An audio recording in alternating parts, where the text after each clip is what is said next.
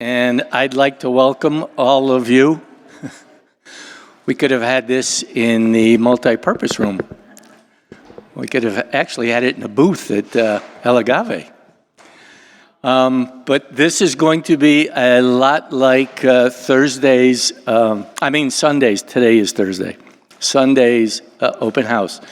As you can see, there are 6 stations with poster boards around the area. And at each station is a manager of that thing. For instance, this lady over here is Maddie. She's in charge of recreation. So we're going to ask you at the beginning to get up. This is like an exercise. You have to get up out of your chairs, stretch, yawn, walk around, mill around, go to the various poster boards, read them, ask questions of the managers. If you have questions that you would like to not really hit.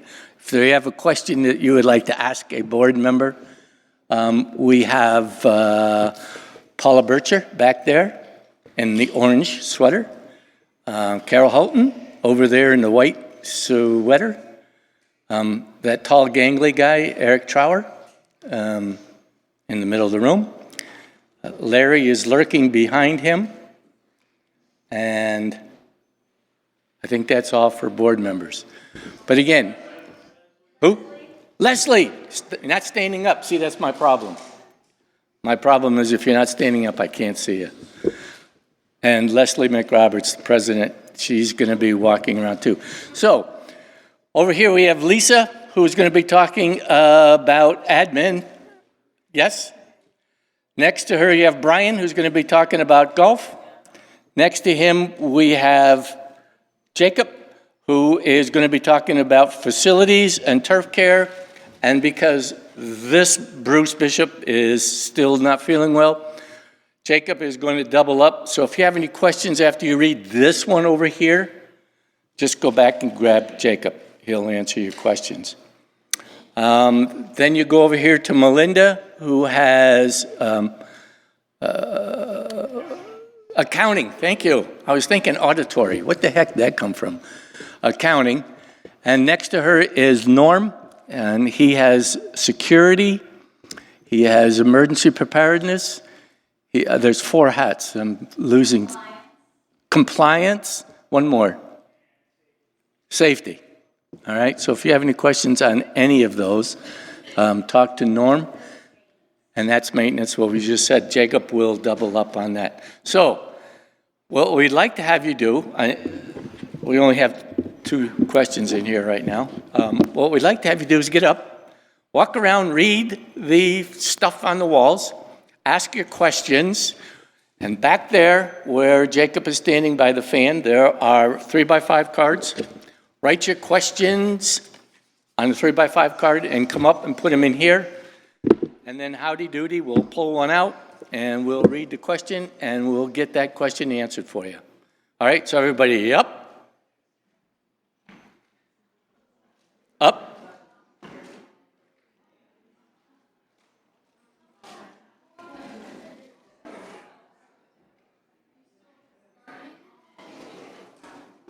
Mill around.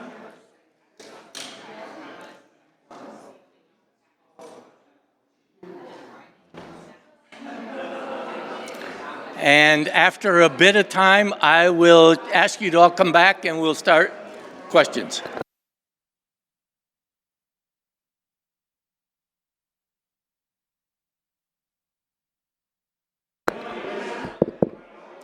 Okay, I am ready to get started. So now I've got to get you guys ready to get started. Can't hear me?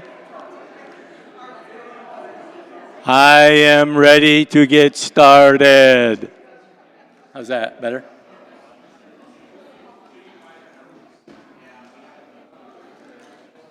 All right, the format, relatively simple. I have not very many questions here. So after the questions are that I have here, we will open the discussion to the community members. I ask you one thing, be courteous. Okay, here we go. There's no prizes here.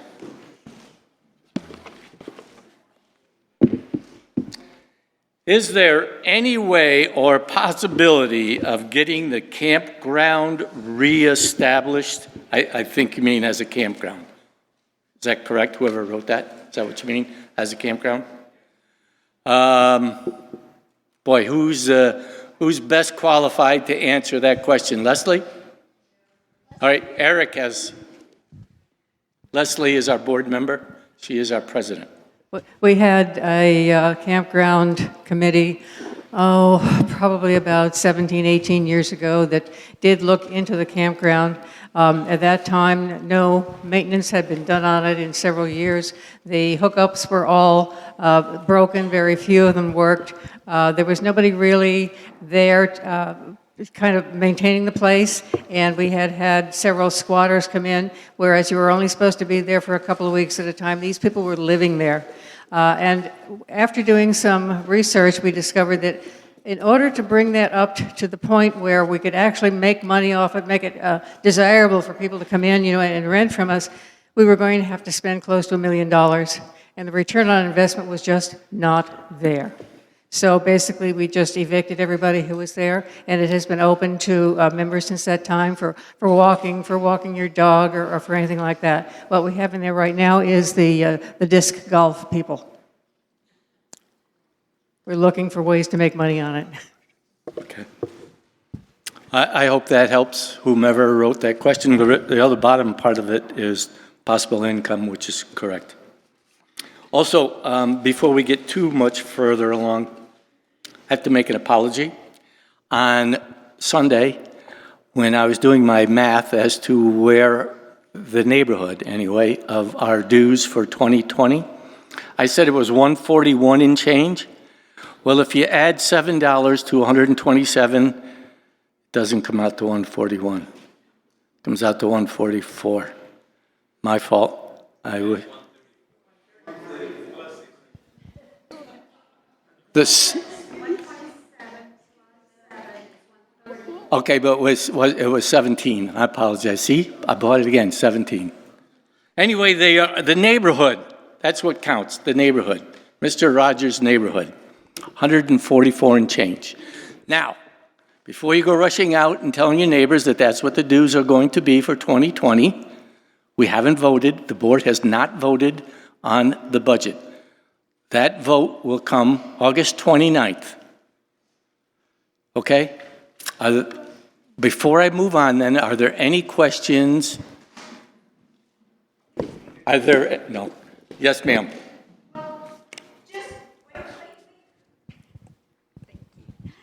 Just clarifying that, a good microphone. It's in the ballpark of 144 plus the special assessment, which is about 13? We do not have a special assessment. The pools and rec. Oh, that's included. Parks and rec. That's included. That is all included. So anything that's a current special assessment is included in that number. And so the increase is going to include all of that. And so the total dues is going to be Neighborhood. in the neighborhood of that, unless we have unless you all come in and say, oh, that's way too low. Yeah, exactly. No, I'm not holding my breath, but understand that the board has not voted on this yet, but that's the direction we're headed right now. Are there any other questions? I know there has to be some questions. Elizabeth.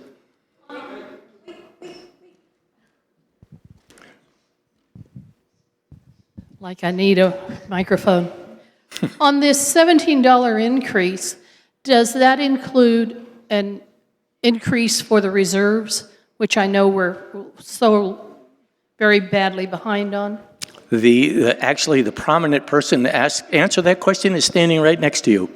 Yes, that there is not a lot, but a little bit of increase for the reserves. It was 40, I have the paper here, hold on. Let me give you the precise numbers as we have them today.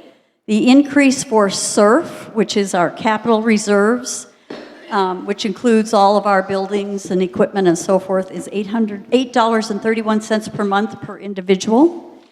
And the amount for roads is $4.84.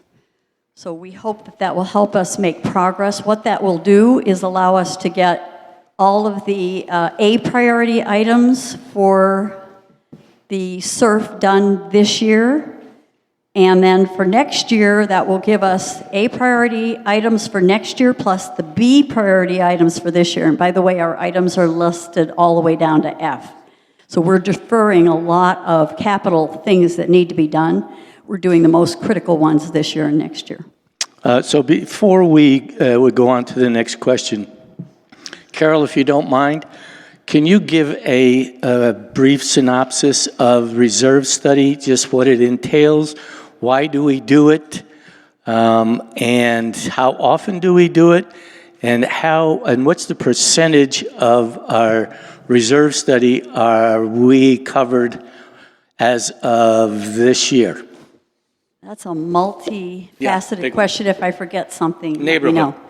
So for those who may not know, a reserve study is required by the state for any HOA. We're required to actually have a consultant come in and look at all of our assets. That includes our roads, our buildings, any equipment we have, any furniture in our buildings, and to put it in a spreadsheet. Let's just make it simple. It goes into a spreadsheet. Over 30 years, what needs to be done to that asset to maintain it, or when is its life expectancy up and it needs to be replaced. So that's what our reserve study is for.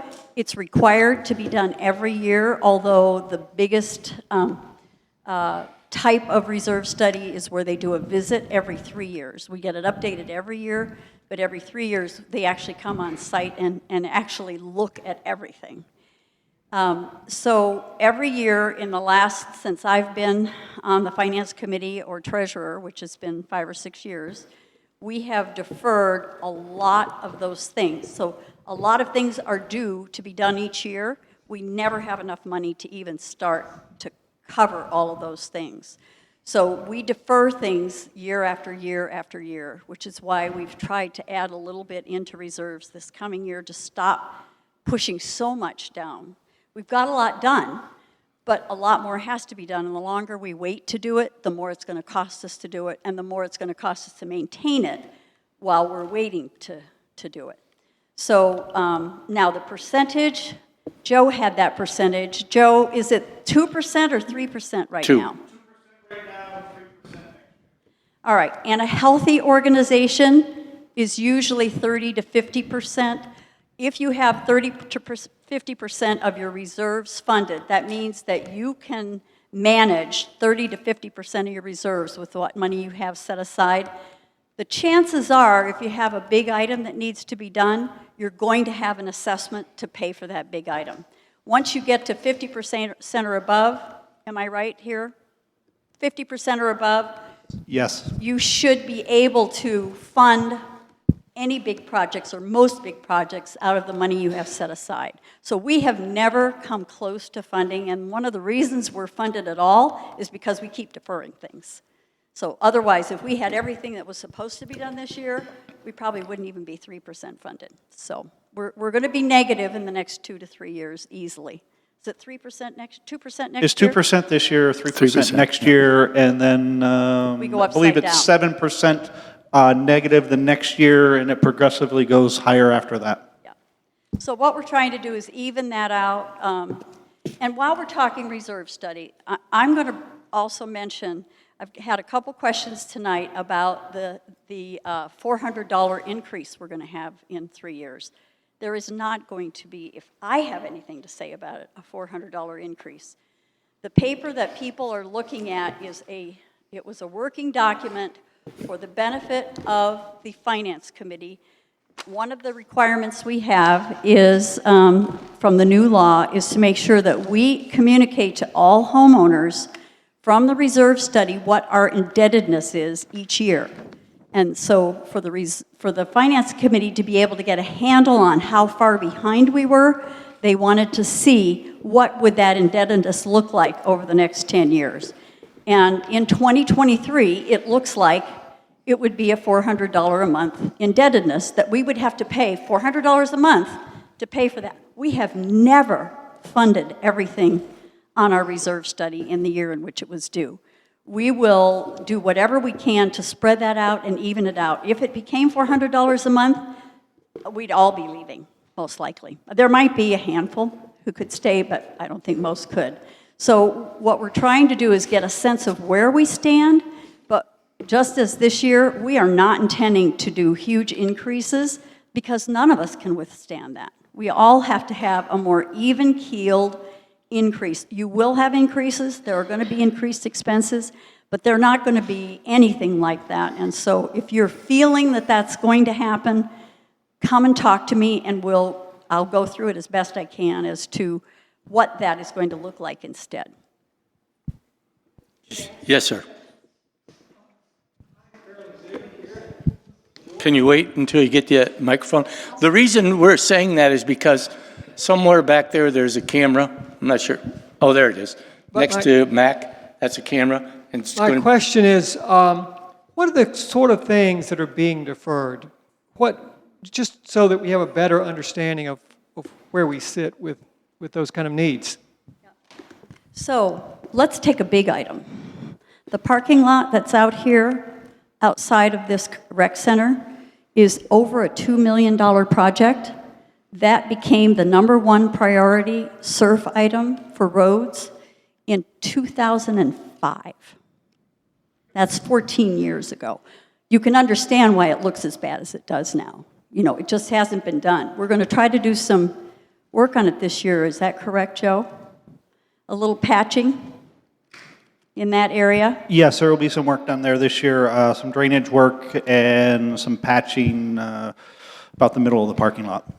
Okay, so that's just one example. There's hundreds of other little things, piece of equipment. One of the things I love that Joe is doing is he's looking at a more efficient way of replacing some of our moving stock, so some of our trucks. He's looking at using one brand so that the interface between parts and our mechanics' duties and so forth will be a lot simpler and less expensive, so we're creating some efficiencies there. He's also looking at multi-purpose items which we've done before, but he has a new, fresh look at this because he's been in Pennsylvania where they have a lot more long-term snow than we do, so it's been very helpful to work with him on some of these. So that's just an example of some of those items. The same thing is true with the roads. We've postponed a lot of roads. We have a big one coming up. Western Lane Bridge is coming up in about 3 years. That's going to need to be replaced. That's a big item. So that's the sort of thing we're talking about. Thanks for the question. Thank you. I had 2 questions. The first is, what is the process for selecting the consultant who does the reserve study? That's the first one. Well, I'll ask the other one too, and then I'll give you the microphone back. The other is, in your description of the reserve study and the process for assigning, over a 30-year period, I heard you say that, the decision would always be to replace an asset. And I wonder, are there ever times when the board decides enough is enough for a particular asset? Not a bridge, obviously, but maybe a structure. I can answer that last question very easily because those of you who are aware of the rotunda, that was taken down because we couldn't afford to keep maintaining it. It was built as a sales office, slap jab, throw it up real quickly and just be a sales office. Nobody ever dreamed it would last for 40 years. And when we got into it, it was in pretty bad shape, and we just took it down because it was so much cheaper to take it down. but it does cost money to take an asset out. The other one we took down was the barn next door to us. So the barn, we called it Barn 7, but the mid barn, it was full of powder post beetles because it had never been maintained, and we even allowed the library, Friends of the Library, to build a library inside of that building before it was found out that it was in bad shape. And it had to be taken down for safety reasons. So yes, there are certain things that we do decide have to go, and we do get rid of them. Now, the second question, or the first question you asked was, how do we pick our reserve consultant? We did a pretty thorough search last year or 2 years ago to find a reserve consultant that we felt could understand our organization better, because we felt like a lot of our problems were maintenance, and we wanted to make sure that they gave us a good idea of the requirements for maintenance. The other thing about reserve studies, consultants don't always know what it costs to do the maintenance in that area. They just use they have a sheet that they go to, and they say, okay, repair a roof, or replace a driveway, and they use whatever that is. They don't know anything about what other things, extenuating circumstances might be, so we often find it costs us more than we end up spending. The big thing about the current consultant that we are using is he is in Oregon. They have over 1,500 clients, and he is a CPA and a specialist in reserve studies. And in Oregon, one of the requirements of any reserve study in Oregon is to also create a maintenance plan for all of your items that are in your reserve study. So they helped us select software that we are now implementing to monitor and to direct all of the maintenance for all of our facilities here in Sudden Valley. Oh no, we spent hours interviewing the right people and looking to see that we had just the right consultant. And remarkably, he was not any more expensive than people we found here in Washington. And he's very highly respected, so his staff. I'm sorry? The whole report is online, right. Oh, it's well over 50 pages. It's probably 150 pages. It's a Mueller report. Not that. Any other questions on the budget or the reserve study? We'll give Carol a break here and have someone else answer the next question if they're able. That wasn't a question, that was a wave. Yes. I do, but I just want to... Yes, but I just wanted to see if we were in reserve study, you want to stay there. Okay, next question. Actually, there are 5 questions on here, but I'm not sure they're questions. County tax, what benefits to Sudden Valley? Larry's going to give you that one.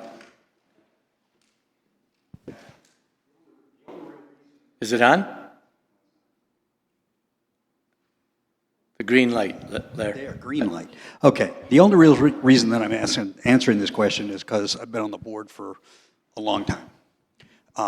Only real reason I'm answering this is because I've been on the board a long time, and one of the things that has constantly come up is, as I was just discussing with one of the members here, what does the county give us? And frankly, they give us zip.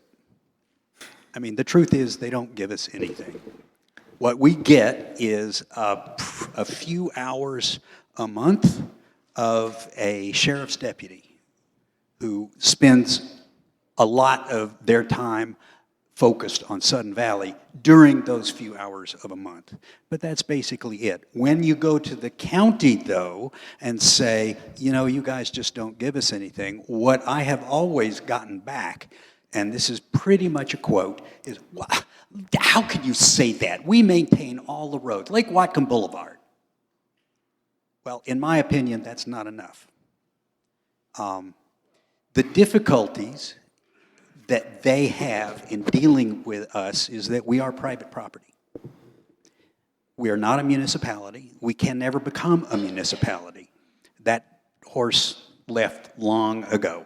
years and years and years ago.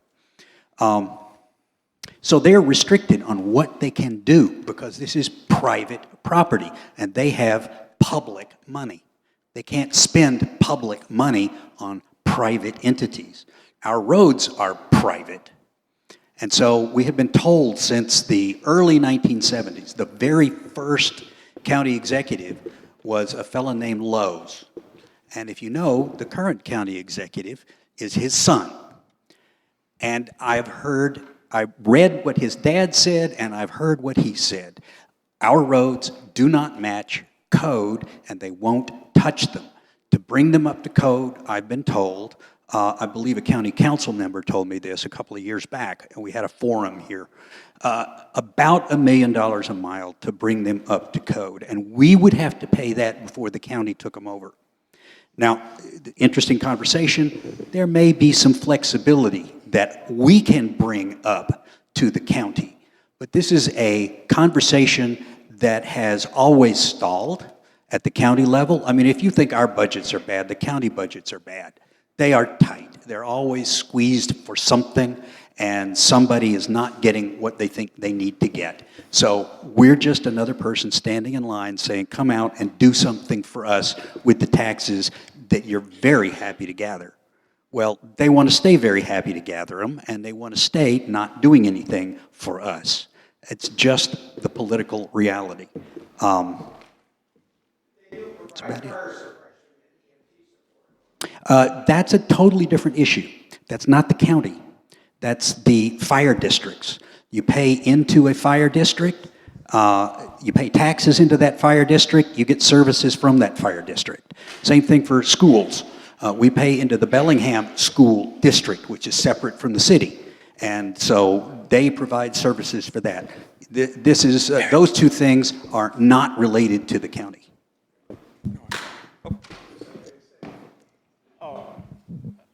Okay, I usually think outside the box. What if we said, you know what, everybody in Sudden Valley is not paying their county taxes. Are you going to pay attention to us? We'll pay them when you do. You know, that certainly direct action has a long political history in our country. I can say, though, that everyone who stops paying their taxes is at risk of losing their property to the county. They would know, hey, there's a problem, not just Sudden Valley, Bellingham would know, Geneva would know, and so would everybody else in the county.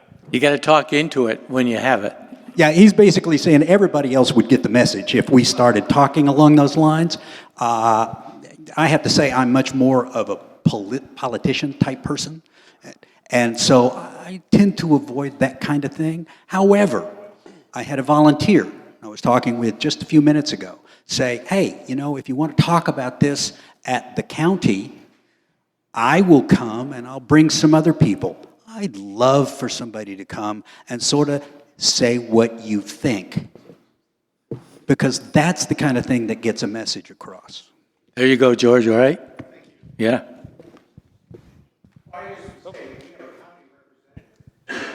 Represents our area. His name is Tyler Bird. Correct. And he's a Sudden Valley resident, by the way. Tyler Bird is? Tyler Bird is a Sudden Valley Are you resident. kidding me? I've had conversations with him. I thought he lived in Everson or someplace. But anyway, whatever. I mean, well, that's all the more reason to get on his back. I mean, you know, he represents us on the Whatcom County Council. So, you know, go find him. He's a new guy. Give him some time. We would love to have some political folks come out here.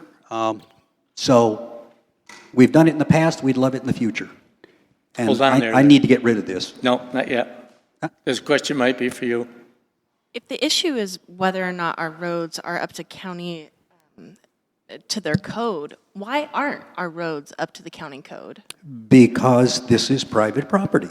But if we want them to maintain it, why don't we slowly build the roads up to code and then hand them over to the county for Well, maintenance? now, there is another option that could be presented, but that would have to be discussed by us because, again, no matter what we do, they're going to ask us to pay for that upkeep to bring them up to code, and that may take a lot. Now, there is an issue. I've been told that some of the roads aren't as much out of code as I have been led to believe in years past. So maybe there's some wiggle room in there. But that hasn't been talked about yet. I'm just hearing about it for the first time today. So again, that's not necessarily off the table, but it would still be on us to pay for changing those roads to the extent that they needed to be changed. Well, if we did all of our roads, now they're... Right? I mean, we have 44 miles of road, is that right? Yes. Yeah. It's closer to 40, but who's going to quibble? Okay, so it's $4 million less, but 40 million. $40 million roughly. Even if we cut that in half, that's $20 million, and we have a whole lot of things ahead of that as far as our assets are concerned that I'd like to spend my $20 million on.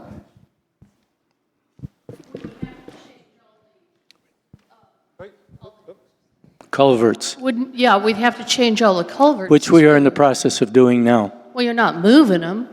We are replacing those. Let's not get into the weeds on Right. this. What he's talking about is culverts that go under the roads. Yeah. And I believe you're talking I'm talking about the driveway, swales. the swales and ditches on the side of the road. Yes, to widen the road, This you is have where to move the the swale. issue gets very complex for a big meeting, and so I personally am going to have to do some more research. But again, all of those requirements are on the county website, and that's where I'm going to be looking to find No, out. you. Eric. Yes. Elizabeth, your question again, please, for Eric's sake. Oh, I just said, to widen the road, you have to move the swales. Yes. And if you moved my swale, it would run through my garage. That is one of the Here's issues. another thought on the swales. Larry's already touched on this as far as code is concerned. When sometimes George was saying when a developer comes into his HOA in Texas, they build according to code and then they give the road back to the county or the municipality, which is the norm in most states.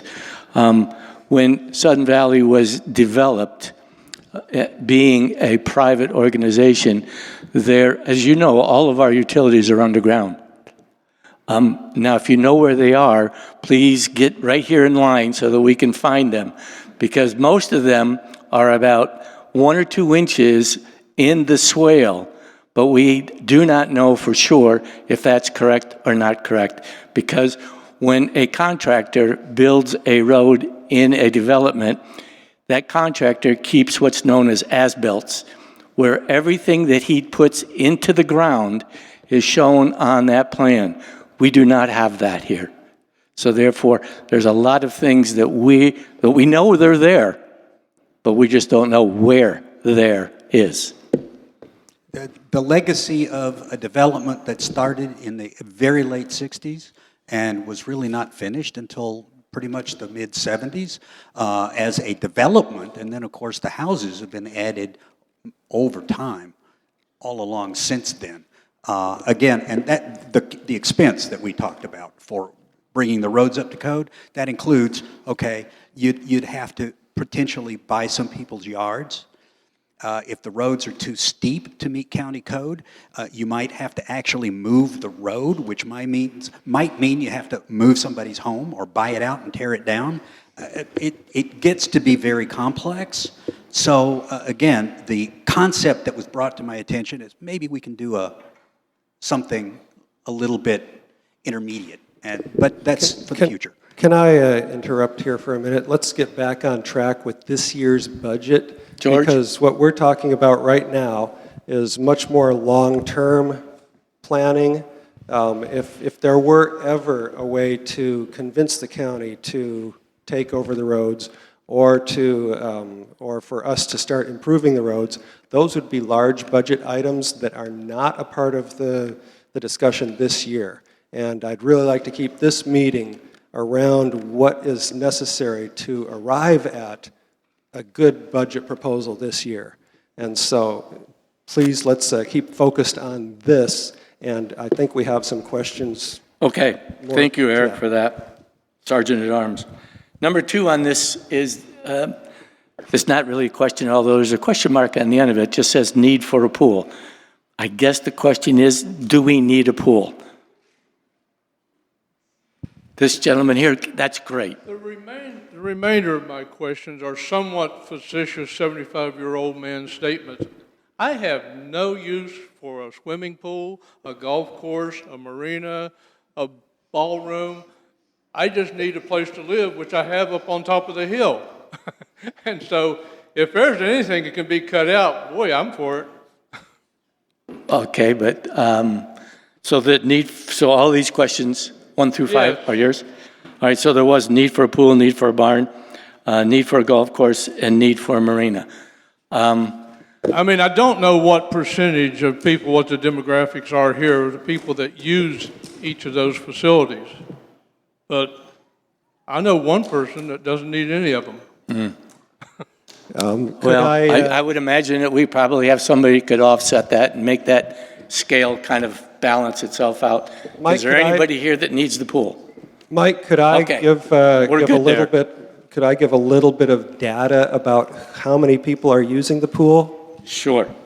Sure. So just to clarify, the Recreation Department is funded through a special assessment. That was brought about by the community that said they wanted to have these amenities, at least for a 5-year period. So we're approved only to operate for 5 years. And that includes both of the pools, your parks maintenance, your trails maintenance, and then this building, the physical structure, and the activities within it, like the gym, clubs, classes, all of that stuff. And so for the special assessment, the fees were locked in for the 5-year period through that special assessment. So at the end of the 5 years, or hopefully before it, the community or the board can decide, if you want to continue to have these amenities. The pool itself is about 22% of the special assessment, because we have 3 different budgetary departments. We have the rec, which is really this building and the activities within it.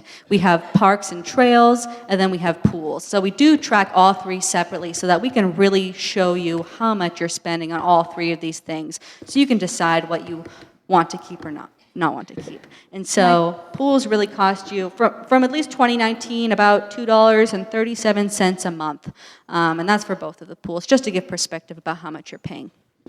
And I just want to mention, so as for- Maddie said, this was a special assessment that was approved by 66.8% of the voters, the members who voted for it. So it was an overwhelming number of people who were very interested in having a pool, trails, and all of the things that are associated with it. So, but it's for 5 years. If you don't like it, there's your chance to Yeah, vote and it just back to give down again. perspective about how many people are actually using the pool, we had 1,000 people last week come and just use the main pool. We're slammed, and we're happy about it, but it's getting used quite often. Now, the best numbers that we have from the YMCA for using the pool was the best numbers that we have from them. About 80 people a week, and that was for the gym and the pool. And we have just 1,000 people using the pool a week, and we were averaging about 750 for the gym. A week. Did you say 61% of the voters? 67%. Of the voters. But what percentage of the owners was the voters? That's always an issue, and that's how we have always done. I mean, if you are an owner and you have an opinion, you better vote. And that's, I would say, still the case, always. But yeah, that was of the voters, but it was a large, quite a large number of people who came out to vote for that. Yes, ma'am. Everybody that comes to that pool isn't necessarily just from Sudden Valley, though, either. That's true, but Got if people they're not coming from from Sudden Valley, Alger they and have to pay, Fall, they have to pay a fee. They are paying a fee if they are not a member of Sudden Valley. And I can't remember, is it a $5 a day daily fee or more? So we charge different amounts based on who you are. For adults, it's $8 for the day. For kids, it's $5. But we do month and seasons passes, and a whole bunch of people have bought those this year, which is great because you pay it, and then they might not come all the time, which makes more room for members. We've collected over $6,500 so far in pool income this year. We only operated for about 2 months last year because they had to reconstruct both of the pools starting June 1st, which wasn't great timing, but it's because we're in the watershed, we had to. So this is the first year we're going to be operating it for the full year, and so far we're at 6,500, and I just checked the weather report. It's going to be very nice, so we'll have more than that. Could I interject one more time here? We have nothing that we're talking about as a board or as a community about this year's budget with respect to the pools. The pools are taken care of by a special assessment that is going for another 3 years. And there's nothing in our budget that is being talked about to be proposed this year with respect to the pools. Yeah, just to address this gentleman's question, in the past, there have been times that we've had metrics which in effect would give us a certain amount of information on a regular basis. For example, with regards to golf, I know a while back we had like the number of members, the number of social members, the number of junior members, the number of, that whole setup.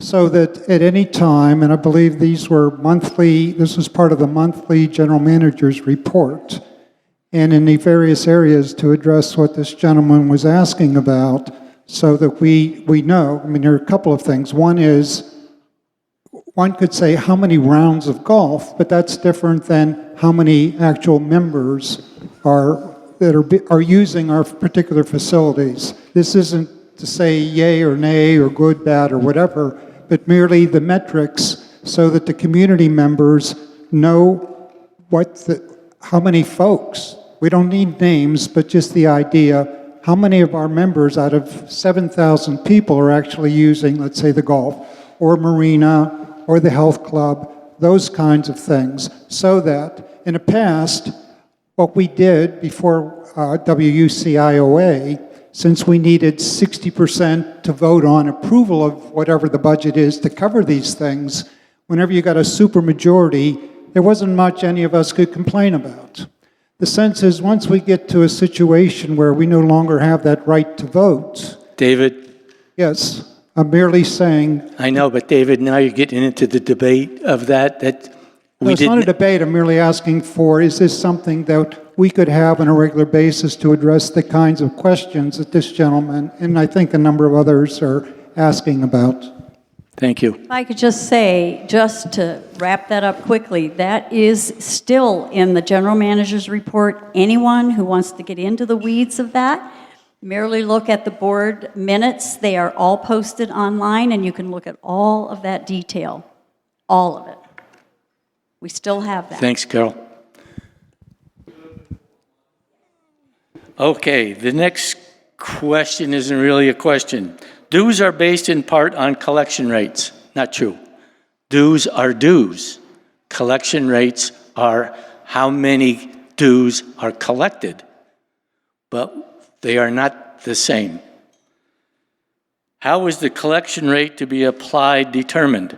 The collection rate's 100%. I mean, basically you're trying to get everybody to pay their dues. Could we ask Carol for a little bit I of think color let's to clarify that this. statement? So for our budget. Okay, hold on a minute. Let me finish this then, okay? What options does the board have for using a different collection rate to mitigate dues increases?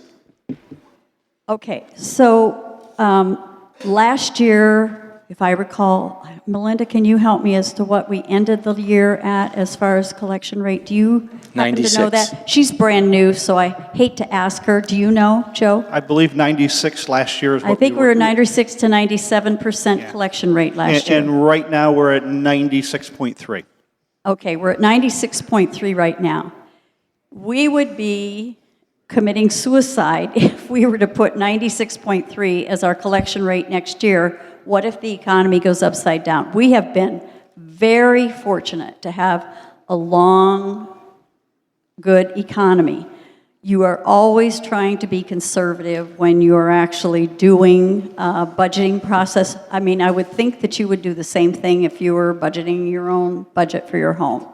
Even though you may have gotten a bonus last year, I don't know who gets those anymore, you're not going to plan that into your budget because you don't know if you're going to get it this year.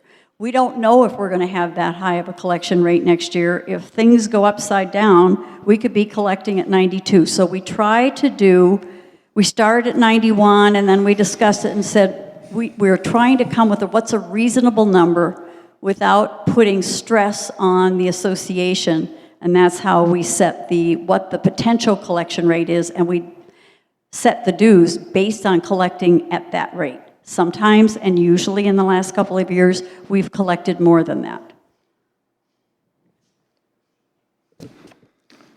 Next question, will Sudden Valley hold the Microseal Road Company accountable for mistakes left on the road? I'm not quite sure what the mistakes are, so I don't know who to direct that to.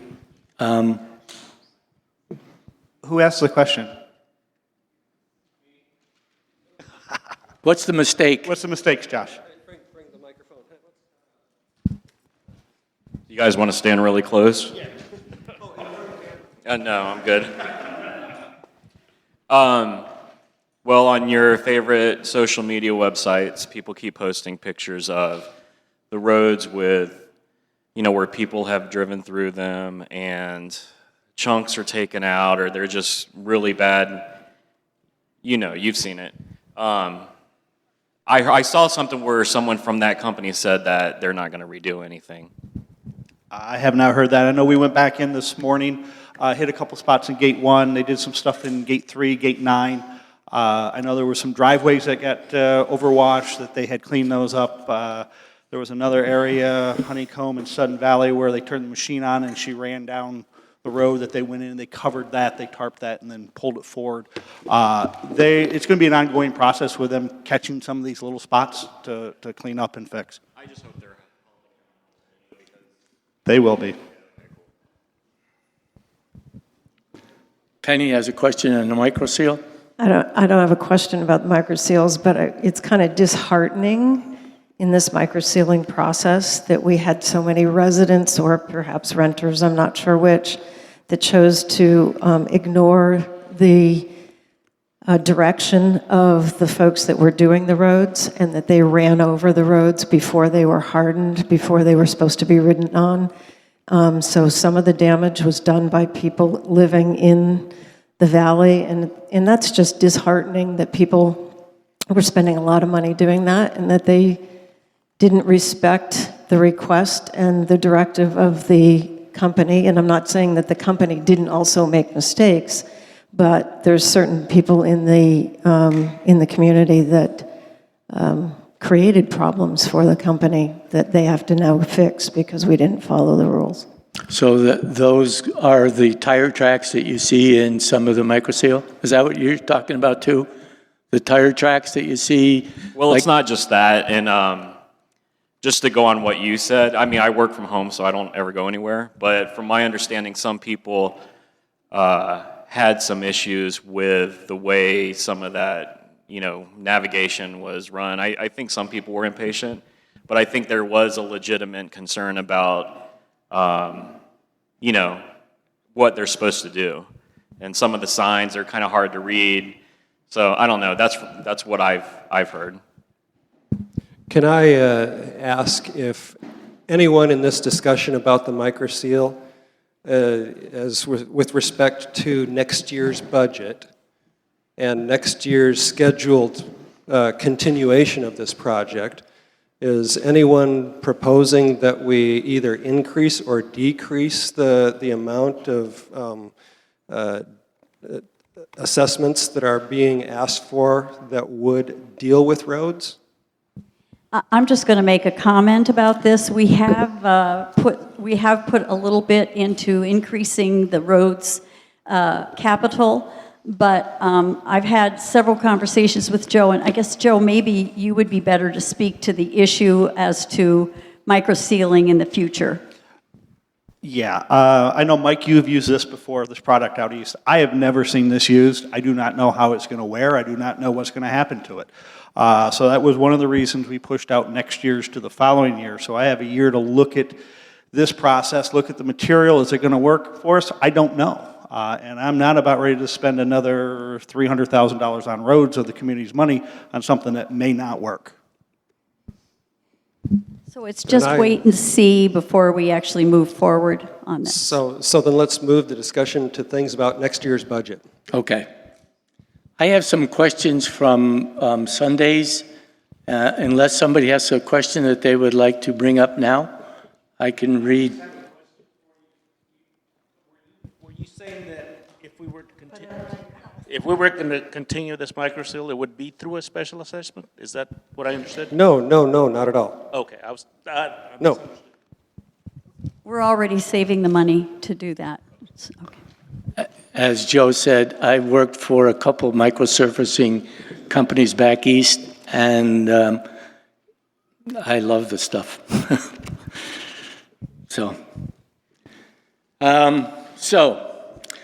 Dues from special assessments need to be returned to homeowners, not put in the general fund for future special assessments. It's not really a question. Again, it's a statement, a comment. And to go along with Eric's. I think we need to talk to that because. Yeah, but we don't need to talk about it. Otherwise, Eric's going to come over and hit me. Well, I hear what He's bigger Eric's than I am saying, but now. if these are questions that are on their mind, I think Okay. we should be responding. All right.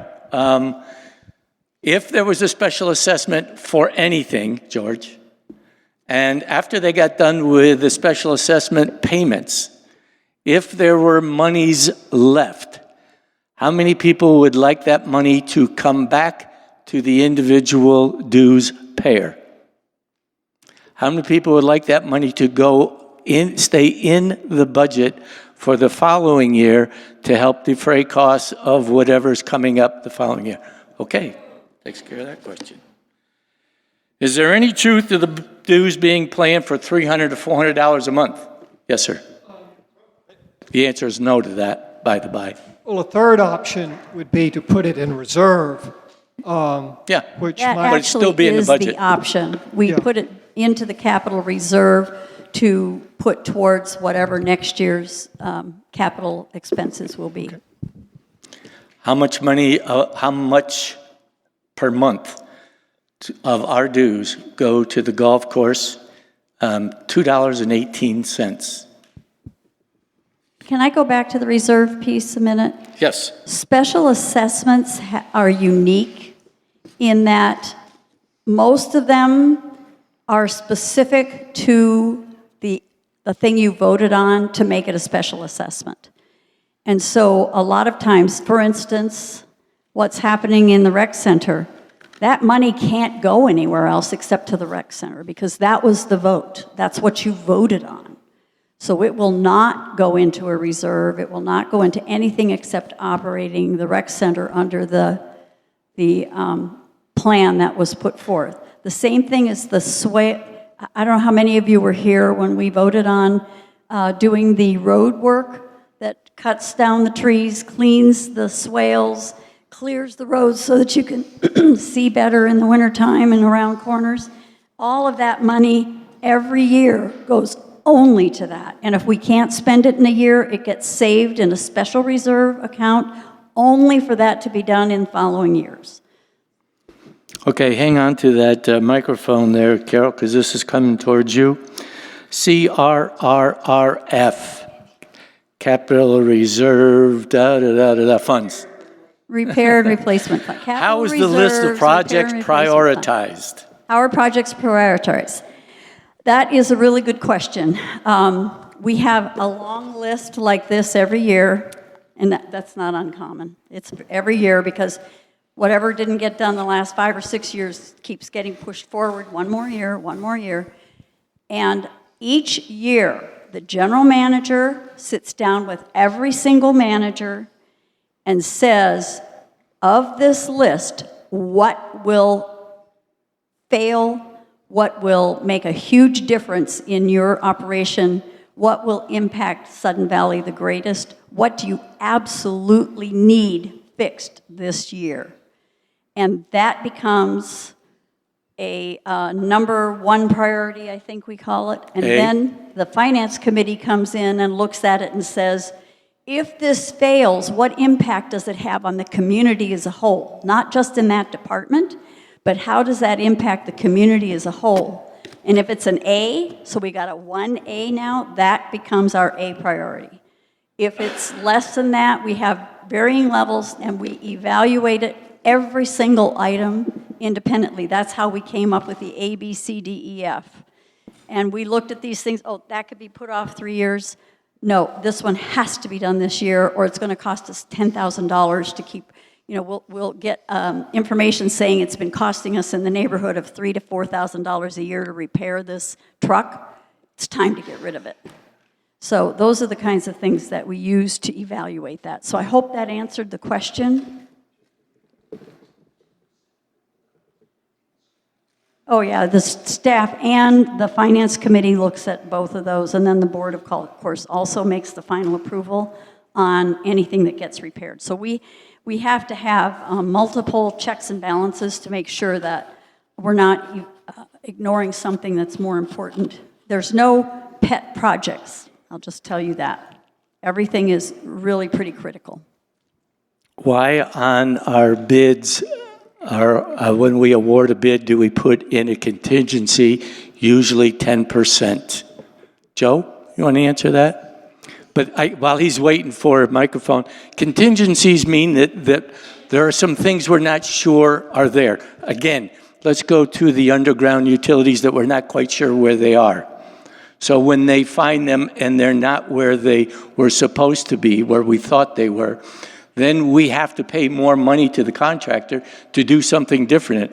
Let's say that we were going to tear down Barn 7, which we did.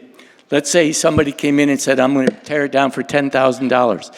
As they started to tear it down, the inside was found to be filled with asbestos. Now, they have to do a different gig with asbestos. It has to be bagged up. You have to go in with all kinds of gear on, and you have to take it to a special place. I think back east, it was someplace in Michigan that it had to go to. What the hell they did with it, I have no idea. But anyway, the contractor's not going to continue taking that building down for his stated bid, because he's saying, you know, this whole thing has changed. Your house is out of true. I can't put that corner in there because your house is not square there. Every time somebody does something to something old, then there is a contingency because you're not exactly sure what's there. It's the unknowns that are unknown. Joe? You did a great job. Yeah, contingencies are in, you know, we've all have done house projects where you rip a wall off and you find out that there's things in there you did not anticipate. So that's why you put a contingency in there so that we do not have to go back to the board and ask for more monies. If we do not go into that contingency, it automatically goes right back into capital. We do not do anything else with it. So that money, let's say you have a $10,000 or $100,000 project, you have a 10% contingency on top of that. That money, if it does not get used, goes right back into capital. Okay, questions on contingencies? Nope.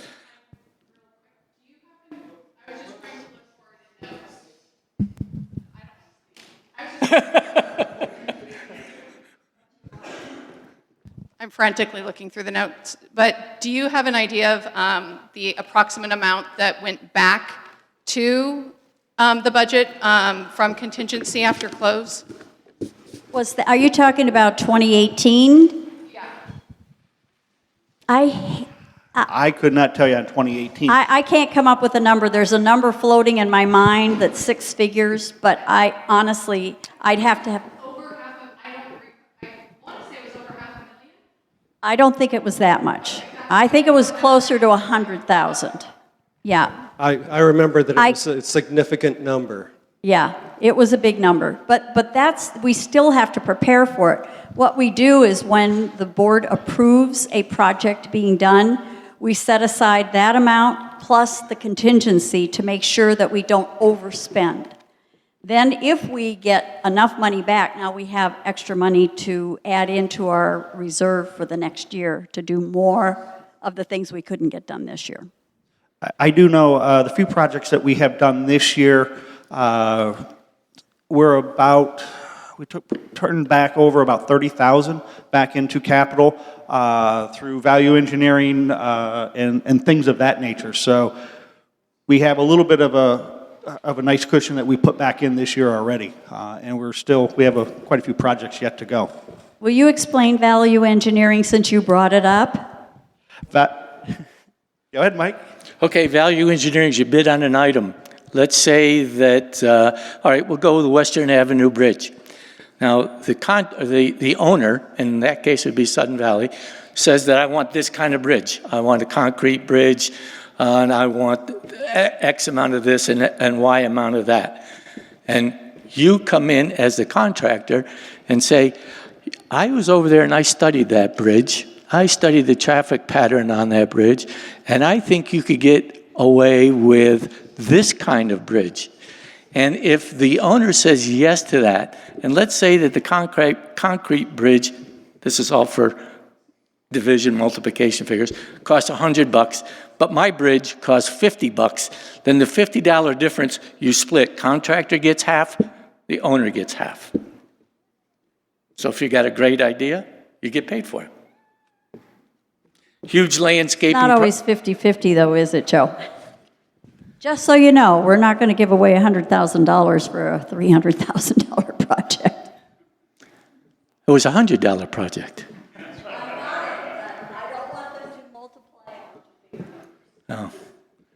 Oh. Huge landscaping costs planned in 2020 at the marina. No, there are no huge plans at the marina. You'll probably notice that the spit, the area that kind of guards our marina, that the lake side that's facing east, the sheeting has been taken out and a new border has been put there, and there are going to be trees planted in there too. I'm not sure when the trees are coming, but does anybody know? Trees on the seawall, lake wall? Jake, trees for the seawall? I believe the re-veg happens in the fall. Fall this year? This year, yes. Okay, that's good.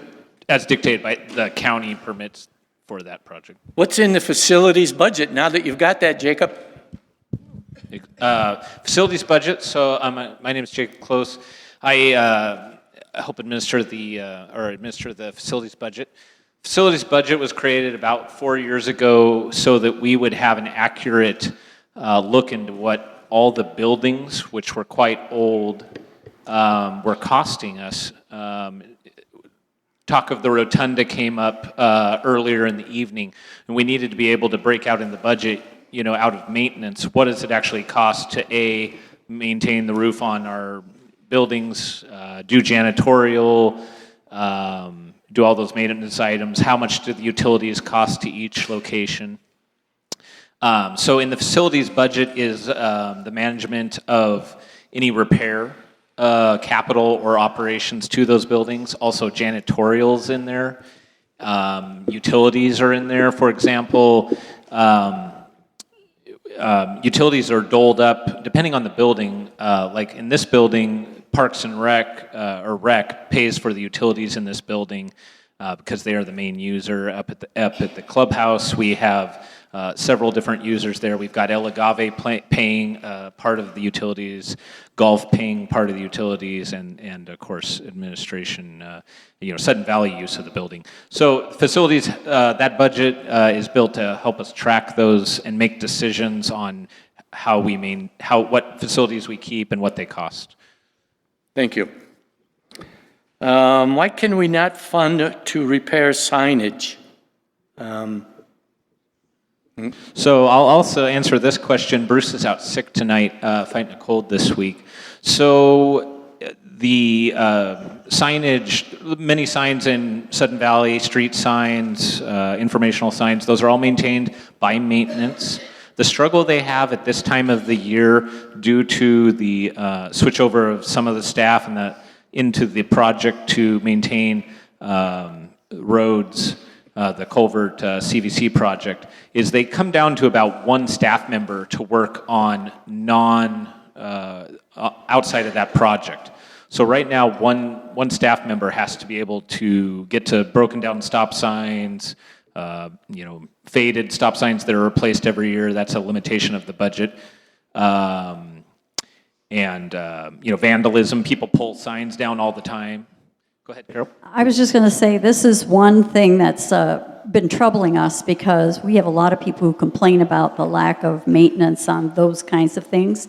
And one of the things that the maintenance manager, who is Bruce Bishop, and is not here tonight, he requested one additional person to come onto his staff to help with some of those. One of the challenges is with only one person, there's a lot of things that can't be done because of safety reasons. They can't get on a roof and blow leaves off with only one person.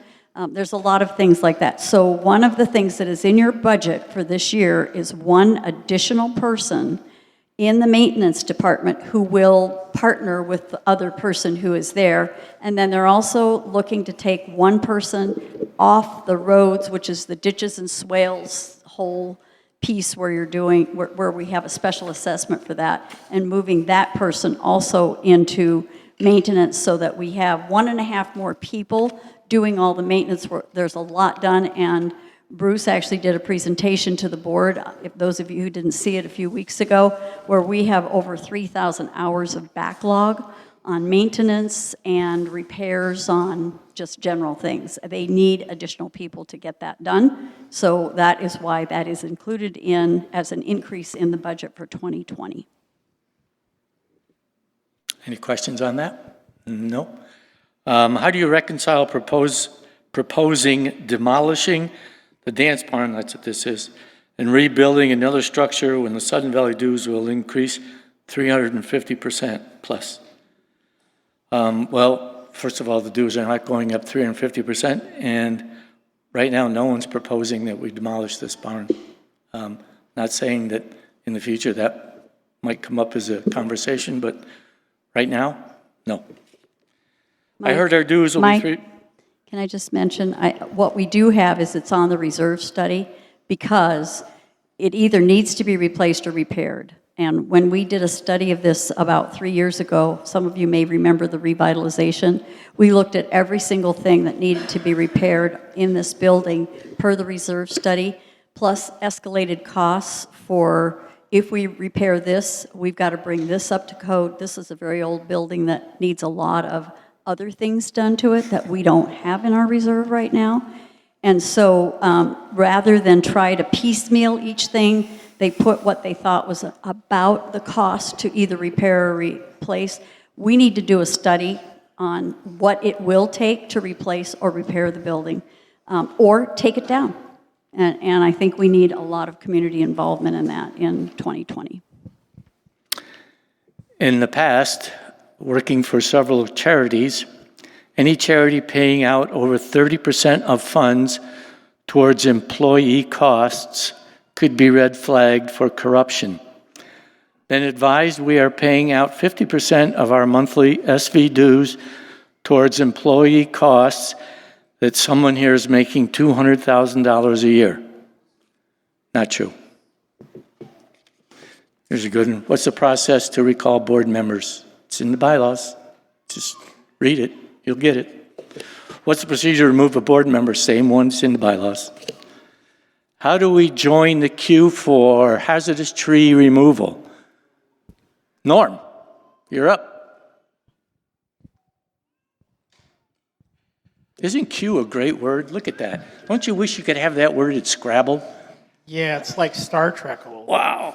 Anyway, hazardous tree removal is a program that's under the ACC security budget, and what that is a designated funds that have now been were set at $20,000, and the board has looking at running that up to $60,000. That was a request from my department to consider that. How do you get involved in that process? That process is done in two primary ways. One of them is direct communication between the residents and the ACC specialist, that's Jenny Torres currently, and stating, I have this concern, this is a potential I feel that may damage my home or potentially my property.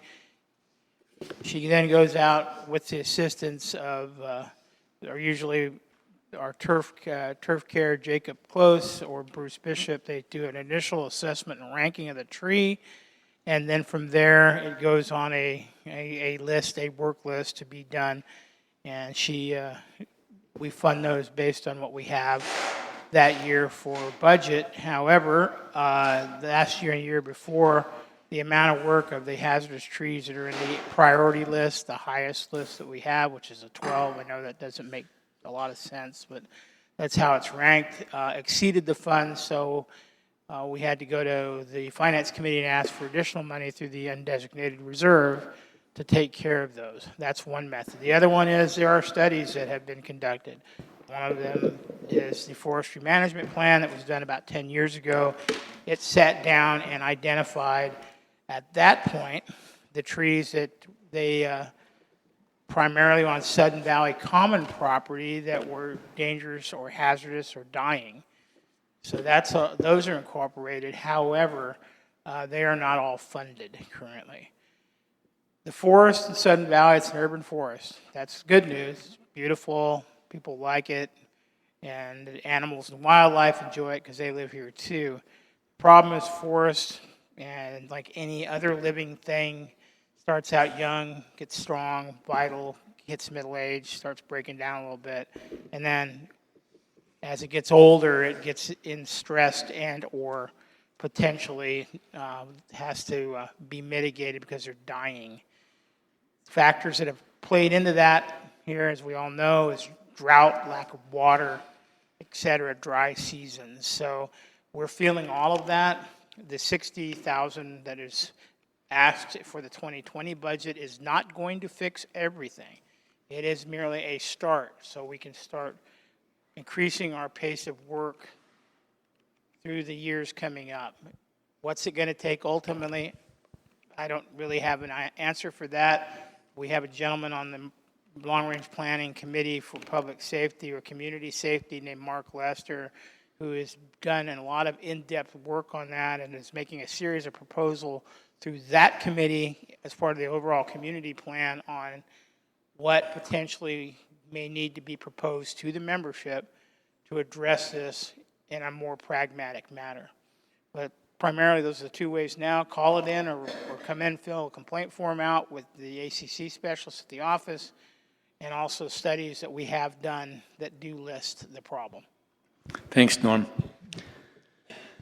Okay, Joe, you're up on this one. Where did the $73,000 decrease in payroll expenses come from that our general manager posted today? Today is not today, but that was last Thursday. No, Sunday. No, yeah, Sunday. Sitting through all the meetings and everything, hearing some of the concerns about payroll and staff getting raises and stuff, what we did is we looked at what the Washington state law is requiring us to do, and that is where we took the money from. So that was the reduction from that 155 that we had put in for payroll across the board. All right, thank you. But just as a footnote on that, in 2020, in January 2020, the minimum wage in the state of Washington goes to $13.50. All those people that work anywhere, but those people that we're concerned with that work here that are not making that $13.50 will automatically get that increase that is not coming out of that $73,000, okay? Does our long-term planning process look at alternative uses of costly assets such as the golf course and or the marina? Who wants to tackle that one? We're losing our customers here. Larry. Thanks, Joe. Yeah, the long-term planning process does look at that. We have two subgroups on the long-term planning committee, one dealing with finances and one dealing with infrastructure. And both of those will be looking at those issues. What can be done from the finance sector, what can be done to increase revenue and decrease costs, and the infrastructure, what alternatives can be done with what we have, and what do we need, and what might we not need in the future. In terms of being a costly infrastructure, the golf operation brings in close to $1 million, 880 some odd thousand. Yeah, okay, so that's approximate. And of what is not covered, that is costing what? $2.18. $2 and 18 cents. And 18 cents a month. So in terms of its actual impact, the cost is relatively small. Okay, here we go. Have we considered indexing our HOA dues to assess property value? Size of the dwelling number, we know how assessed values work. Larry, you want to hang on that one too? Sure, I'll hang on that too. Yes, as a matter of fact, a board member in 2013 made a proposal for that, and it got put on as a proposed bylaw amendment at the 2013 AGM and did not pass. But it has been looked at, and we continue to discuss it, both on the long-range planning, and we have lightly touched on it at the current board level, but there's no particular plan in place at the moment. Okay, but it's not dead in the water. It could possibly rise again? It could rise again. George? I believe at the last meeting, I heard that it would be turned down even if it passed. It would be turned down what? It would be, I guess, it would work. In other words, lawsuits and everything else would. Oh, well, I think Roger said that he tried that in California, and he lost in a lawsuit. But that doesn't mean, different states, different judges. Yeah, you can't determine what will happen here. And we did look into it, and we asked our attorney if it could be considered. We try not to put things on the ballot that would get us in trouble, obviously. So David Narcico brought that up a couple times Yeah. in board meetings when he was on the board for assessed values. It's, these are all good ideas. Nothing wrong with them. And if they float, they float. Can we get a 5-year rolling forecast as part of the budgeting process, please? Yes, we actually have a long-range finance committee who looks at 3, 5, and 10-year out, amongst other things. I will say that we haven't quite, I will say from a standpoint of practicality, we've tried to do this, but we're still waiting for the board to give us some direction as to what they want to have addressed in the near and long term.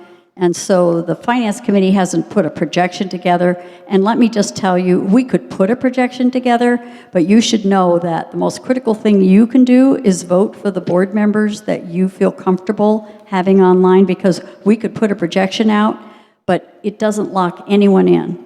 That means that the next sitting board can make a decision to change it. Yes, we feel that with a very reasonable increase, I think this year is higher because of the fact that we have this wage increase that's mandated by law.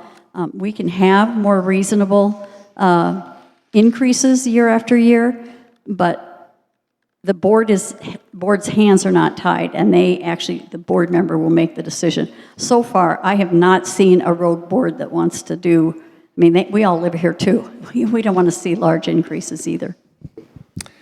Why can't golf operate without a subsidy from our dues? Question mark. Lots of revenue, but no profit. I know the answer to this, Brian, but you're way more eloquent and better looking than I am. So have at it. Yeah, I can tell you that we are hoping, our goal is always to operate without a deficit. So we are pushing really hard to increase revenues. We have been successful in the last few years increasing revenues. Our challenges over the last few years in particular have been the mandated increases in minimum wage. We have such a large proportion of our staff hours that are at or very near to minimum wage that when minimum wage raises, like it has for the last 3 years, it's been 50 cents a year. And then this next year, it goes up $1.50 a year. It has a huge impact on us. So our challenge has really been on the controlling costs part of it, and labor is the biggest portion of our budget. So these mandated increases in what we're paying our staff have made it very challenging. On the plus side, after 2020, this is the last of the large increase, mandated increases. So we expect to be able to control costs going forward. And if we continue on the path that we are with respect to revenue, we're on a really positive path with revenue. I expect to be able to do better and better in terms of reducing the deficit. Brian, also, we need to explain what expenses are attributed to golf. It's not just golf staff. No, yeah, golf's always been golf and turf care. So how we determine whether golf is breaking even or running at a deficit is we take the revenue and then we subtract the expenses from the golf management department and the turf care department. So always those two departments go against the revenue to create our net. Thank you. Is it true? Is it true? Oh, is it the case that Sudden Valley went into bankruptcy some years ago? And if so, what implication does that have over use of care for and costs of maintaining marina, roads, AM/PM beaches, etc.? No, it's not true. Sudden Valley did not go into bankruptcy. Okay. That one, increased dues, $400. No, we're not increasing the dues to $400. If budget was kept as the same as last year, will we not have a dues increase? Question. Are there cutbacks instead of raising dues? Question. What would that look like? Question. Everyone's getting tired here.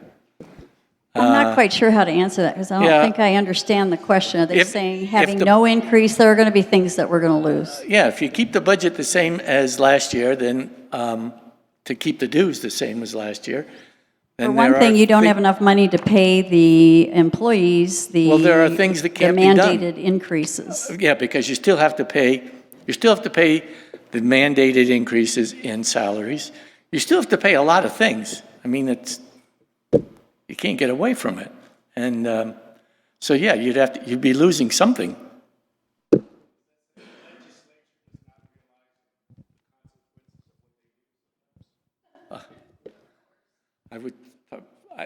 I refuse to answer that on the grounds that may incriminate me. Yeah. I think they really are trying to do what's right for the worker, and it's up to the employer to figure it out. Why do the small condos pay the same dues as large 3-bedroom homes?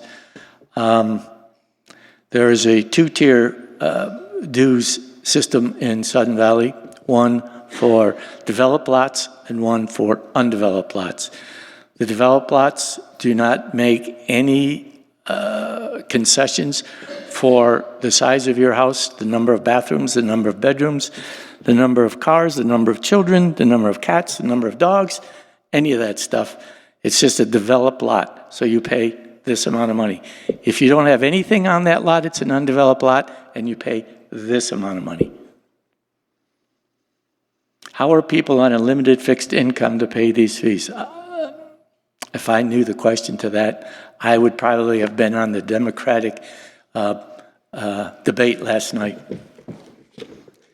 We would like to keep homeowner fees down and do not see the necessity for the rebuild of the dance barn. Do you feel that the majority support the building of a new dance barn? I don't know the answer to that right now.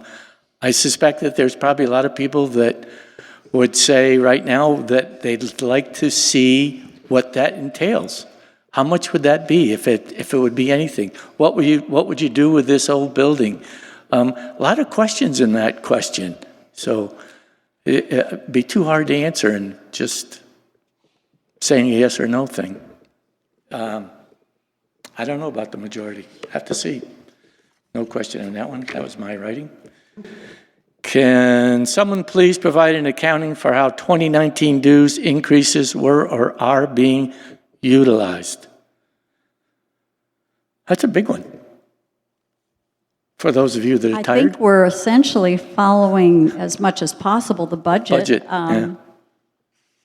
You know, we're not overrunning right now. In fact, we've had a greater collections rate, so we're comfortable in the operations of what we're required to do. There are a lot of things that are mandated as a homeowners association that we have to do. We have to have an accounting department. We have to have audits. We have to have maintenance. And there's a lot of things that just need to be done, and we're doing the best we can with the budget from last year. But those increases, most of those increases last year were for capital things, and those are the things that are getting done, like the roads and some of the other items in our capital account. That's all the questions. A couple of them are repetition. One thing I'd like to say, that just remember that on social media, emotion travels a lot faster than facts. So whatever you read on social media, please do your homework. Make sure that whatever somebody is saying, there is truth, and ask them to cite their source. My wife always says that to me when we get into an argument. I lose every damn argument because of it. Because I don't know my source. I apologize, but I pull things out of midair when I'm in an argument. But all the questions have been asked that were written on the cards. Those people that did that probably walked safely with scissors. So thank you for following directions. Does anyone have a question that they would? George, I think you, no, go ahead. Wait a minute. What would it take to have the golf parking lot mowed more than maybe once a year? I mean, right now, cans and bottles and potato chip wrappers get lost in the 3-foot tall grass. I mean, we have a golf course looks marvelous. You go 20 feet, and you have a place that looks like a disaster. What is the rationale for not taking care of that? And of course, the front parking lot also, you know, the management by walking around, take a look, and, you know, the business about a leaf blower to blow some of that. I'm just wondering what's the obstacle for those two parking lots, which really introduction for coming into this place, either the golf or the clubhouse parking, just is incredibly unkept. Jacob. Yeah, so we have two parking lots up at golf, and we are not the only, golf course are not the only users, but I had staff blow that parking lot off last week. It's tree covered, so basically that lasts maybe a week. We do run trash through there. We pick up as much trash, several times a week. We've got multiple uses, everything from contractors to RVs that get permits to park down there, golf users, we have rec users. So we do some maintenance. The maintenance department doesn't have any time allotted to that, so there's definitely needs to be more maintenance of those areas.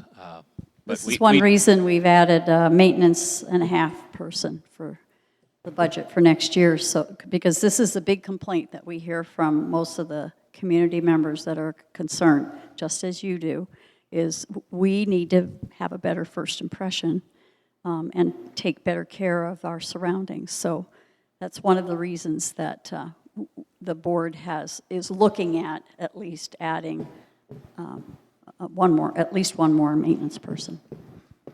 Yes. Well, I'm going to give her first choice. Thank you. My observation over the course of the last several months and various social media sites is people, I think, you call them community members. Community members get blindsided or feel blindsided, don't understand how to be involved. So my question is, what is the most effective way, from the board's perspective, that community members can be involved so that maybe they feel like they have a voice? This is a town hall that happens, there have been 2 of them within the last week. Attendance at board meetings, maybe committee meetings. Is there another mechanism for exchanging information? Elizabeth, is that to answer that? Elizabeth's been around a year or 2. I moved here in 2000. The first year I was here, I joined pretty much every club that was going on. The next year, I joined 2 committees, I think it was, and I volunteered. One of the things that has been a problem in Sudden Valley's history of finances, when I moved here in 2000, there were a lot of volunteers. We had hundreds of free hours that worked on things like clearing trails and taking care of parks and things. And we have a mind change in the population. We have aging people. And we do not have the volunteers we used to have. So we have to pay them now, and we have to pay them decent wages. But if you want to know what's going on, as we call it sometimes, the Bitch and Stitch Club or the Knitting Club, that's a great place for gossip. You know, well, but gossip is that's what social media is, but with face-to-face rather than this mechanical thing. I mean, 80% of communications is nonverbal. So get with people. Talk to people, talk to your neighbors, join a club, just drop in and chat, you know, in places where people are gathered. And it's really fun to get involved with a committee. That's the best way to find out what's going on. Also, the views for, I guess, from the very beginning, is online. Go back 30 years, read some of the things. You know, you don't have to read them all. You can dip here, dip there, and that's the way you do it. Yeah, just as a sidebar, and Brian and Jacob will know this, there's a gentleman named Chuck Luttrell, Chainsaw Chuck, as he is known to his volunteers, has, I think, in a neighborhood of, right now, about 680 volunteer hours on the golf course, and normally gets about 850 volunteer hours a year on the golf course. So that's pretty good. Also, when Carol was talking about the building that was next door, we had probably 40 or 50 volunteers that worked every single day for 2 years, not Saturday and Sunday, but every Monday through Friday, as if it were a job, taking it used to be a stable. So, I mean, it had to be cleaned out, taken down to the bottom and built back up again. So there were thousands and thousands of hours that were all volunteer in that library, which when it was finished, unfortunately was only open for one scant month. But it was a beautiful structure when it was all finished. But I agree with Elizabeth. I think volunteering is the heart and soul of any community. Going to a committee, getting on a committee, asking questions, finding out what kinds of things that committee does, what kinds of things that you think that you would like to be involved with, is a great way to get to know it. And my guess is that the people that are unable to volunteer, it's just maybe there's just too much work, too many children, too many dogs and cats at home. And that's understandable. And it'd be probably pretty difficult for them to volunteer. But she's right. The volunteer core in Sudden Valley is on the wane. There's no question about that. We're all getting younger. No, we're all getting older. Mike, talk about the volunteer, actually how they become a volunteer on a committee. Maybe you at don't the know. kiosk. I forgot. Why did I say it? Because Mike doesn't do a lot on computers, but if you can get online, or if you can't get online, go to the administration office. And they will give you a volunteer form that you can fill out, and you just say, what are your interests? And that information will be given to the various committee chairs, and they will contact you. We talked to a gentleman here tonight who's interested in communications, so hopefully Eric, who's our communications chair, will pin him down and drag him in, because we need many people on communications. But there are any number of things. Some of the things that Elizabeth was talking about are fun things, but if you really want to get in and work and make a difference in the community, there are other things that you can be involved in. There's Finance Committee, Communications Committee, Parks and Trails Committee, so many things in here that you could be involved in. But if you go online, you go to the resource page, look at committees, and then fill out the volunteer form, and you can submit it online, or go to the admin office and submit one there. I'm sure that you will have many calls for. Is there an active effort on the part of the board to recruit volunteers? I read the View, and I see every once in a while a reference to, if you want to join a committee, but if there's a recognition that volunteerism is waning, and the association has relied historically on volunteer hours to keep our amenities going, maybe what's the board doing to solicit an active volunteer? Okay, so I hear what you're saying. The board is more of a governing body, and so they set up the committees. It's actually up to the committees themselves to reach out, and I know there's a gentleman here who's part of the Emergency Preparedness Committee who writes an article every month. Please join us at the Emergency Preparedness Committee. Join our ham radio club. Join whatever you can. We have all kinds of, and we need volunteers, because that is our emergency plan right now. It's all volunteers. We don't have but one part of one person who's anything to do with that as part of staff. So if you have a specific interest, get you in a second, Lisa. If you have a specific interest Or skill. Please reach out to us. We want you.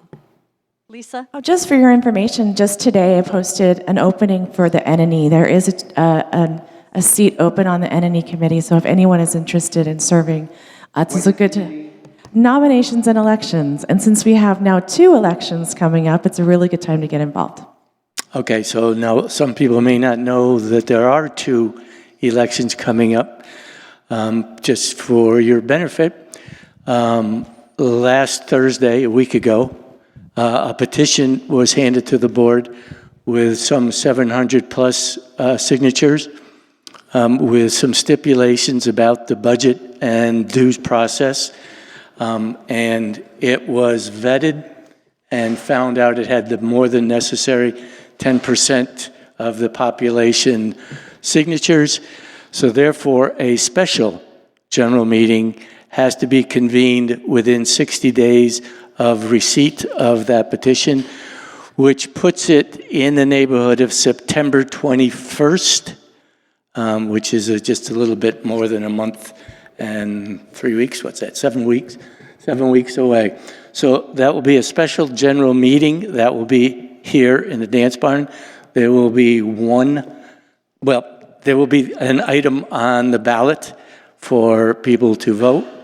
And then the second that Lisa was talking about is the annual general meeting, which is on November 2nd, which has the election of board members, 3, NNE members, I don't know how many, five this year. And ACC, which has 2 or 3 anyway. Plus, there will be the budget, plus there will be bylaw changes, proposed bylaw changes that you have to vote on. And so all that stuff is coming up, so. Oh, sure. Just wanted to get to part of your original question, which was how do people find out what's going on? And Elizabeth and everybody is correct. Volunteering is a great way, and just getting involved is a great way. But if people are concerned and have a question, they should be referred to, number one, the website. A lot of information is, in fact, maybe not be easy to find, but it is on the website. And if you can't find it on the website, send an email to the board or any particular board member. Very simple. I can't find the following information. I heard X is true. Is that correct? Just ask the question. The answer is going to be provided. If there is an answer that can be provided, and if it's we don't know the answer, well, then that's the answer that we have, and that's all that can be given. But to rely only on social media is a big mistake, because people will repeat what they hear, and they believe it because they read it, but they didn't read it from the right source. So if anybody has a question, and if something seems outrageous to you, suggest that people write a question, or you can write a question and then publish the answer if you wish, because it's an open answer. Any information that goes to any community member belongs to the community as a whole. The community as a whole is entitled to the documents and records. That's why so many of them are on the website. They're there and available. And then the other thing, of course, is if you're interested in an issue, do go to committee meetings, because that's where you'll hear the nitty-gritty talked about. And it may be boring as all get out, but go to the section that you have some interest in.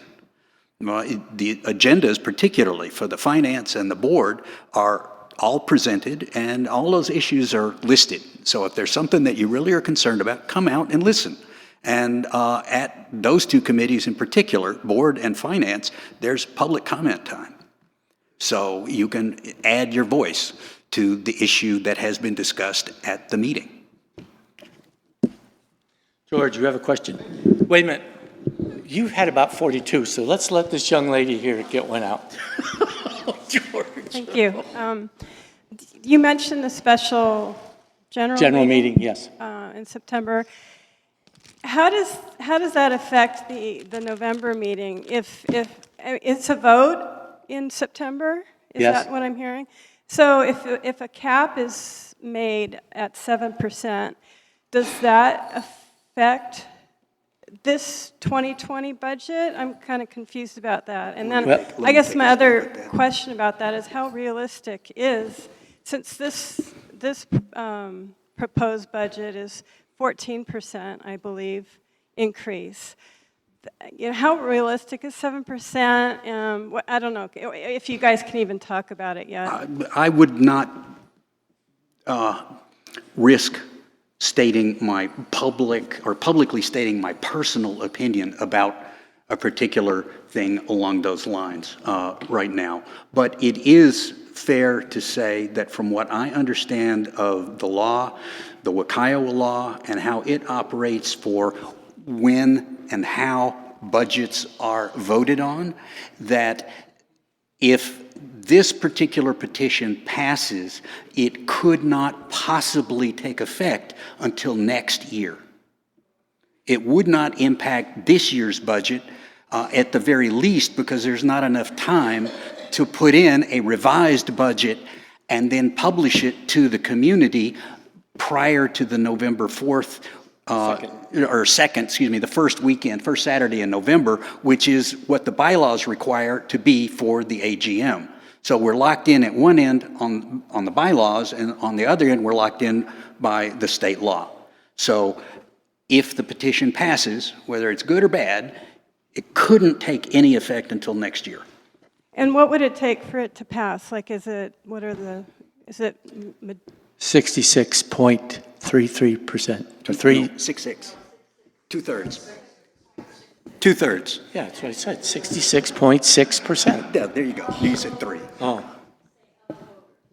Of the people that are voting. Right. Okay. Yes, ma'am. I just wanted to acknowledge all the work that the board and everybody does on all of this. So thank you for all your efforts. I think it's a labor of love, and I really appreciate it. Thank you for that. I appreciate it. George, you're up. Yeah. Everyone's leaving, so yes. Oh, yeah. Hey, I heard y'all talk about the campgrounds. I've never been there, have never seen them. How big are they? How many acres you mean? Yes. 20? 34, there you go. And since there are no plans to update them or rebuild them? Right this second, no, there is not. Just what less. Are they of value asset we can dispose of? Raise money?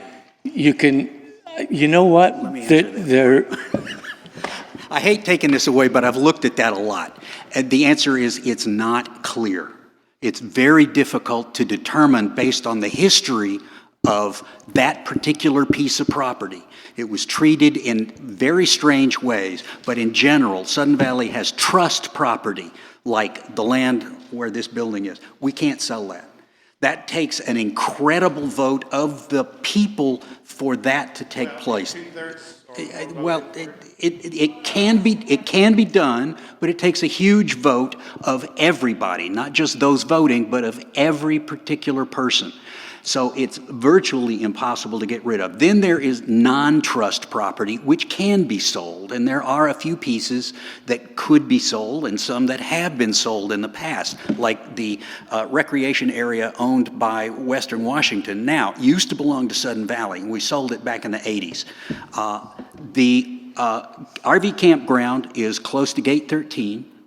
It's you'll see it by a rundown building on the side of Lake Louise Boulevard that used to be the office for when it was an operating campground. It's been closed for years. It was in terrible shape, but the disc golf club that had used it for a little while and then was told they couldn't, the board allowed them back in, and they've cleaned it up amazingly. It's a beautiful disc golf course, but it is not for camping. It's zoned as rural forestry, so that means even if we could sell it, which is not certain legally, but even if we could sell it, it would take under county rules, it would take 5 acres per one house. So it's 30 some odd acres. And Value at least 300,000-400,000, maybe more. it could be valuable, we don't know. Remember, George, just like what Larry was talking about, the Western Washington piece of property, once you sell that and you get that cash influx, that's it. You're done. You can't come up. It's not producing anything right now. Well, it is not. But if you sell it and you get that one big cash cow, then you're done. I mean, what George, let me bump in and say you've got a clear interest. Please join the infrastructure group of. No, I want you to join the infrastructure group on long-range planning, because those are the people talking about that issue right now. And if you have an idea, I mean, they'll fill you in on the facts as we know them, but that's just the facts. Where you go from here is up to the community. And so get involved. Now, if you also want to run for the board, do so. Okay, are there any other questions? You were very quiet tonight. Any questions? Okay, you want the microphone or you want it to be quiet? You want it to be quiet? Oh, you're going to be sorry. Uh-oh. Oh, never mind. Don't say it. I was just going to say to George, I was just going to say to you that you need to go over there to that campground. It's got sewers and it's got electricity.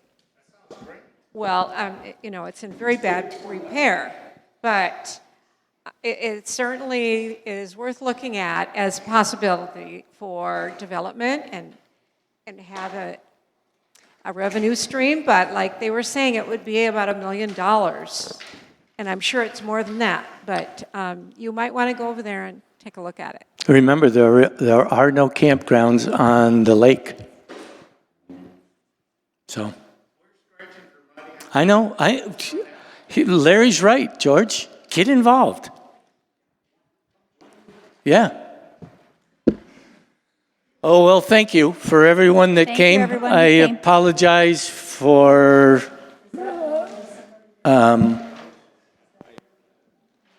nothing, I guess. Good night, George. Good night, Gracie.